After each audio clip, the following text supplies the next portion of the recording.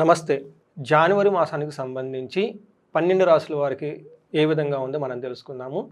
ఈ జనవరి మంత్ వచ్చేటప్పటికి చాలా విశిష్టత కలిగిన మంత్ అని మనం చెప్పుకోవాలి. ఎందుకంటే ఇది 2026 సంవత్సరంలో ఫస్ట్ మంత్. ఈ 2026 సంవత్సరానికి ఒక విశిష్టత ఉంది. అది అందరికీ తెలిసే ఉంటుంది. ఈ సంవత్సరంలో ప్రతి ఒక్కళ్ళకి నాయకత్వ లక్షణాలు ఎక్కువగా ఉంటుంది. రిస్క్ టేకింగ్ కేపబిలిటీస్ ప్రతి ఒక్కళ్ళకి చాలా ఎక్కువగా ఉంటుంది. ప్రతి ఒక్కళ్ళు ఈ 2026లో ఒక మెట్టు ఉన్నతంగా ఎదగటానికి కావాల్సిన అవకాశాలు వాళ్ళంతా వాళ్ళు సృష్టించుకోగలిగే రిస్క్ కేపబిలిటీ, తర్వాత ఒక పాజిటివ్ ఎనర్జీ ఫ్లో అనేది అందరికీ ఉంటుంది. ఇలాంటి ఈ సంవత్సరంలో ఫస్ట్ మంత్ అయిన జనవరి 2026లో ఎలా ఉందో మనం తెలుసుకుందాం. 12 రాసుల వారికి డీటెయిల్డ్గా ప్రతి రాశి ఎలా ఉందో మనం తెలుసుకుందాం. ఈ యొక్క జనవరి మంత్ యొక్క విశిష్టత చూస్తే ఇందులో మనకి సంక్రాంతి పండుగ చాలా పెద్ద పండుగ. అలానే జనవరి 26 కూడాను మనం రిపబ్లికన్ డే చేసుకుంటూ ఉంటాము. సో ఇంకా చాలా అనేక ముఖ్యమైన విశేషాలు అవన్నీ ఉన్నాయి. బట్ మేజర్ పండుగ మనం జరుపుకోవాల్సింది. వాటితో పాటు చాలామందికి తెలవంది ఏంటంటే మనకి సంక్రమణ అంటాం కదండి. ఏంటంటే సూర్యుడు మకర రాశిలో వచ్చిన తర్వాత దాన్ని మకర సంక్రాంతి అంటారు. అయితే ఈసారి వెరీ ఇంట్రెస్టింగ్ పెక్యులర్గా ఉండే సిచ్యువేషన్ ఏంటంటే అండి, సూర్యుడితో పాటు మిగతా 3 గ్రహాలు కూడా అదే టైంకి మారుతూ ఉన్నాయి అన్నమాట. ఈ మారటంతో ఈసారి వచ్చే మకర సంక్రాంతికి చాలా విశిష్టత ఇంకా ఎక్కువ కూడుకొని ఉందన్నమాట. సో దీంతో పాటు మనం సూర్యుడు ఎలానో మకర రాశిలోకి ఎంటర్ అవుతున్నారు కాబట్టి సూర్యుడితో పాటు మిగతా ఇంకా 3 గ్రహాలు కూడా ఎంటర్ అవుతున్నాయి. ఈ యొక్క గ్రహాలు ఒక్కొక్క రాశికి ఏ విధంగా మనకి మంచి తీసుకొస్తున్నాయి, ఏ విధంగా ఛాలెంజెస్ని తీసుకొస్తున్నాయి మనం చూద్దాం. జనవరి మంత్ 2026 సంవత్సరంలో కన్య రాశి వారికి ఎలా ఉందో మనం చూద్దాం.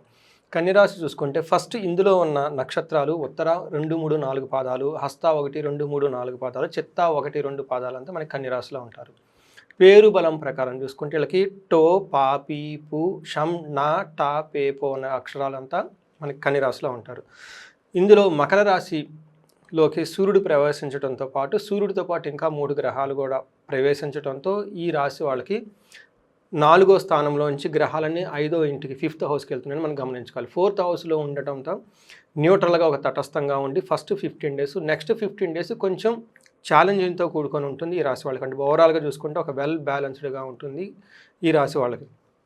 ఏ ప్రకారంగా అనుకుంటే వీళ్ళకి ఫస్ట్ 15 డేస్ అవమానాలు చెయ్యాలని ఎవరైనా కనుక మీకు ప్రయత్నం చేస్తే వాళ్ళ యొక్క ప్రయత్నాలు వృధా అయిపోయేసి మిమ్మల్ని ఎలాంటి అవమానాలకు గురి చేయరు.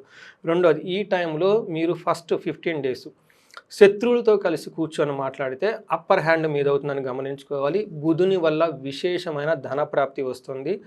శుక్రుడి వల్ల విశేషమైన బంధువులతోటి, ఫ్రెండ్స్ తోటి ఆల్రౌండ్ ప్రాస్పెరిటీ వచ్చే అవకాశం ఉంటుంది. చూసారు కదండి, జనవరి మంత్ స్టార్ట్ అవడంతోనే ఇంట్రడక్షన్ మీకు చాలా బాగుందని గమనించుకోవచ్చు.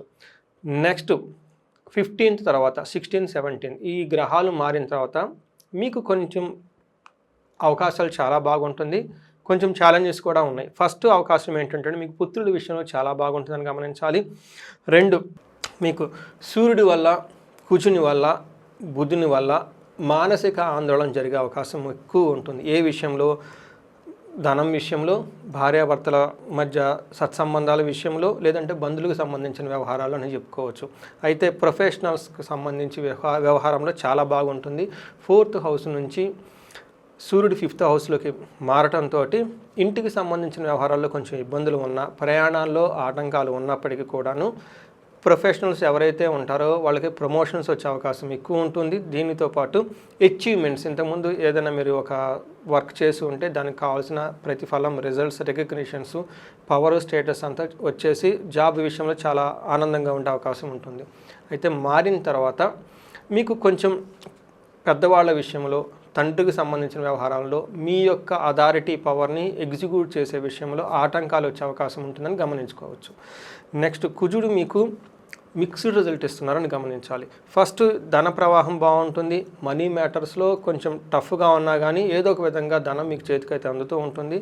ఫస్ట్ 15 డేస్ గుర్తుపెట్టుకోండి, బంధువైరం ధనక్షయం చూపిస్తుంటుంది. ఒక పక్క ధనం వస్తూనే బంధువులతో గొడవలతో పాటు ధనాన్ని కోల్పోయే అవకాశం కూడా ఉందని గమనించాలి. సో ఇక్కడ మీకు మిక్స్డ్ రిజల్ట్ ఇస్తుంది ప్రతి గ్రహం అని గమనించాలి.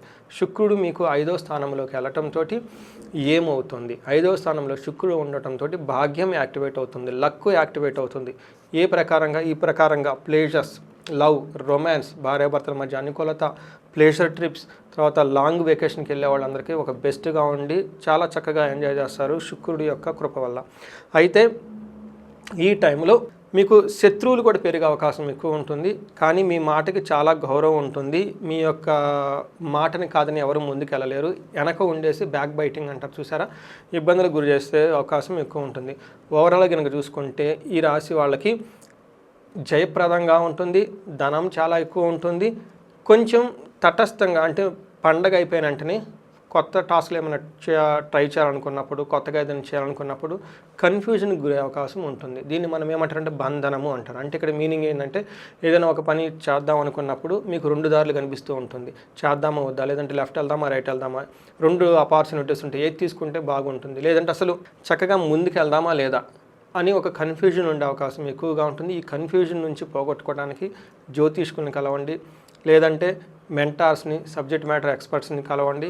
వీళ్ళతో పాటు మీకు గురువులు లాంటి వాళ్ళని కలిస్తే చాలా బాగుంటుంది.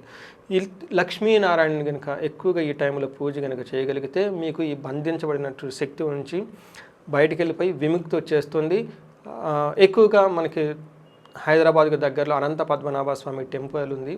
మీకు పెంజర్ల అని కొత్తూరు దగ్గర, ఇది మీకు చూసుకుంటే బెంగళూరు వెళ్ళే నేషనల్ హైవేలో ఉంటుంది అనమాట. అక్కడికి వెళ్ళి దర్శనం చేసుకొని కొంచెం టైం అక్కడ స్పెండ్ చేస్తే చాలా బాగుంటుంది. సో చూశారు కదండి, ఈ రాశి వాళ్ళకి ఓవరాల్గా చాలా బాగుందని గమనించుకోవచ్చు. కొత్త కొత్త అవకాశాలు వస్తూ ఉంటుంది.